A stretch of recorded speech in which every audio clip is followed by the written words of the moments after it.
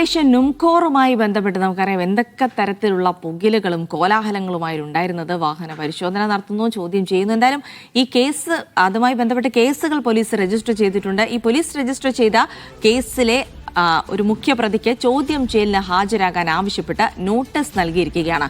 Bhutan car കടത്തിലെ നിർണായക ഇടനിലക്കാരൻ എന്ന് customs കരുതുന്ന രോഹിത് ബേദിക്കാണ് നോട്ടീസ് നൽകിയത്. അടുത്തയാഴ്ച ചോദ്യം ചെയ്യലിന് ഹാജരാകാനാണ് നിർദ്ദേശം. നിതിൻ സേവിയർ വിവരങ്ങൾ നൽകും. നിതിൻ, ഈ രോഹിത് ബേദി എന്ന് പറയുന്നത് ഇടനിലക്കാരനാണെന്നാണ് പറയുന്നത്. അപ്പോൾ ഇയാൾക്കെതിരെ ചുമത്തിയിരിക്കുന്ന കുറ്റങ്ങൾ എന്തൊക്കെയാണ്? അപ്പോൾ ഇനി ചോദ്യം ചെയ്യലുമായി ബന്ധപ്പെട്ട മറ്റു വിവരങ്ങൾ.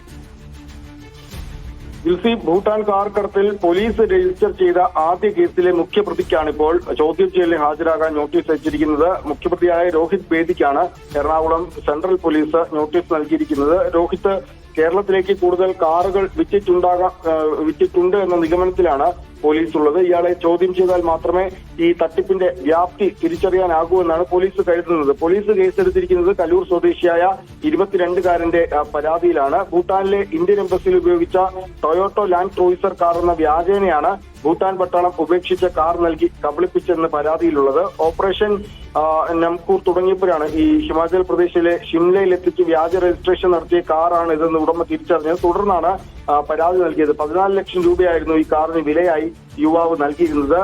ഈ 2024 ജൂണിലാണ് ഈ കാറ് ഈ യുവാവിന് രോഹിത് ബേദി വിൽക്കുന്നത്. തുടർന്ന് IPC വകുപ്പുകൾ പ്രകാരമുള്ള കേസാണ് പോലീസ് എടുത്തിട്ടുള്ളത്. ഈ കസ്റ്റംസിന്റെ ഓപ്പറേഷൻ നുംകൂർ രാജ്യവ്യാപകമായി നടത്തിയ ഓപ്പറേഷൻ നുംകൂറിലാണ് ഈ തട്ടിപ്പ് പിടികൂടിയത്. തുടർന്ന് കേരളത്തിൽ 300ഓളം വാഹനങ്ങൾ വിറ്റഴിച്ചു എന്ന് കസ്റ്റംസ് കണ്ടെത്തിയിരുന്നു. പക്ഷേ 49 വാഹനങ്ങളാണ് കസ്റ്റംസ് നിലവിൽ കസ്റ്റഡിയിൽ എടുത്തിട്ടുള്ളത്. അതിൽ നടൻ ദുൽഖറിന്റെ അടക്കമുള്ള കാറുകൾ ഹൈക്കോടതി നിർദ്ദേശത്തെ തുടർന്ന് വിട്ടുകൊടുക്കുകയും ചെയ്തിരുന്നു. ചില കാറുകൾ സേഫ് കസ്റ്റഡിയിലും ചില കാറുകൾ കസ്റ്റംസിന്റെ കസ്റ്റഡിയിലുമാണ് നിലവിലുള്ളത്. ഈ കേസുമായി ബന്ധപ്പെട്ട് കസ്റ്റംസ് അന്വേഷണം നടത്തുന്നുണ്ട്. അതിനിടയിലാണ് എറണാകുളം സെൻട്രൽ പോലീസ് രജിസ്റ്റർ ചെയ്ത കേസിൽ ഇപ്പോൾ മുഖ്യപ്രതിക്ക് ചോദ്യം ചെയ്യലിന് ഹാജരാകാൻ നോട്ടീസ് നൽകിയിരിക്കുന്നത്.